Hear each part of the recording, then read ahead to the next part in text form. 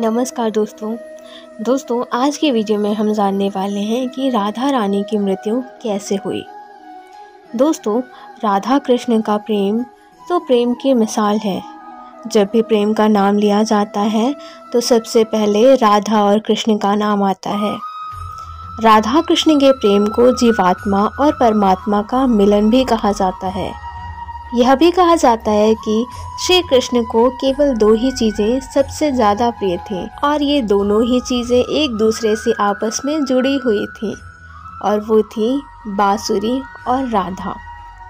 दोस्तों, राधा कृष्ण के जीवन का सबसे सुंदर पहलू बरसाना की जान और श्री कृष्ण की शान थी। कहा जाता है कि लोक कथाओं के अनुसार राधा जी अपने जीवन के अंतिम दिनों में अपना घर छोड़कर चली गई थी और श्री कृष्ण से मिलने द्वारिका पहुंची। कृष्ण के वृंदावन छोड़ने के बाद से राधा का जिक्र बहुत कम हो गया।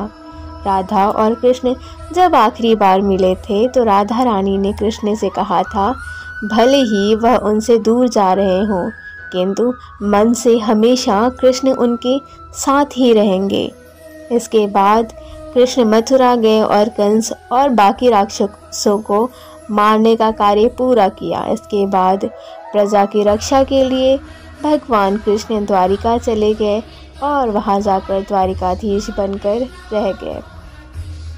दोस्तों, कहा जाता है कि जब कृष्ण वृंदावन से निकल कर गए थे तब राधा की ज़िंदगी ने अलग ही मोड़ लिया था।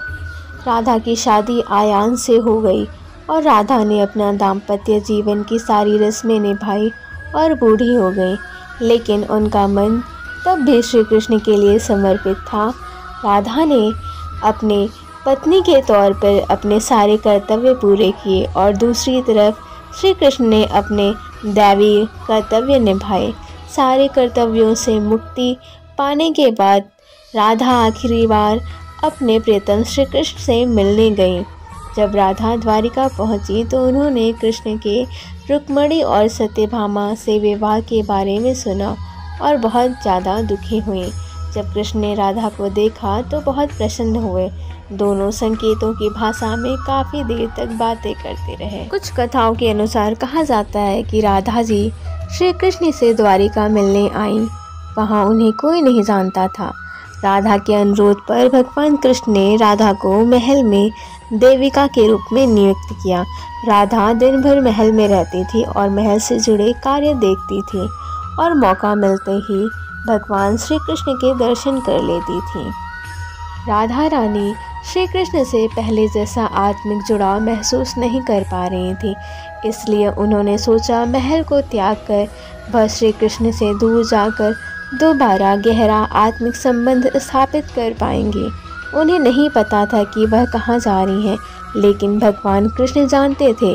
लेकिन जैसे जैसे समय बीता तो राधा रानी बिल्कुल कमज़ोर और अकेली हो गईं। उस वक्त उन्हें भगवान श्री कृष्ण की आवश्यकता पड़ी। आखिरी समय में भगवान श्री कृष्ण उनके सामने आ गए। कृष्ण ने राधा से कहा कि वह उनसे कुछ मांगे, लेकिन राधा ने मना कर दिया। परंतु कृष्ण के बार बार अनुरोध करने पर राधा ने कहा कि वह उन्हें आखिरी बार बांसुरी बजाते देखना चाहती हैं। श्री कृष्ण ने बांसुरी ली और अपनी ज़िंदगी की सबसे सुरीली बांसुरी उन्होंने उस दिन बजाई थी। श्री कृष्ण ने दिन रात बांसुरी बजाई जब तक कि राधा आध्यात्म में जानते थे कि उनका कृष्ण में विलीन नहीं हो। बावजूद इसके वह राधा की मृत्यु को बर्दाश्त नहीं कर सके। कृष्ण ने प्रेम के प्रति कामना कांत के रूप में बांसुरी तोड़ के झाड़ियों में फेंक दी और इसके बाद श्री कृष्ण ने जीवन में कभी बांसुरी या अन्य कोई वादक यंत्र नहीं बजाया। कहा जाता है कि जब द्वापर युग में नारायण ने श्री कृष्ण का जन्म लिया था तब माँ लक्ष्मी ने राधा रानी का रूप लिया था ताकि मृत्युलोक में भी वह प्रभु के साथ ही रहें। दोस्तों, यह जानकारी कैसी लगी कमेंट करके ज़रूर बताना और वीडियो पसंद आई हो तो चैनल को सब्सक्राइब करना और वीडियो को बहुत सारा लाइक और शेयर करना। धन्यवाद। राधे राधे। अपना ख्याल रखना।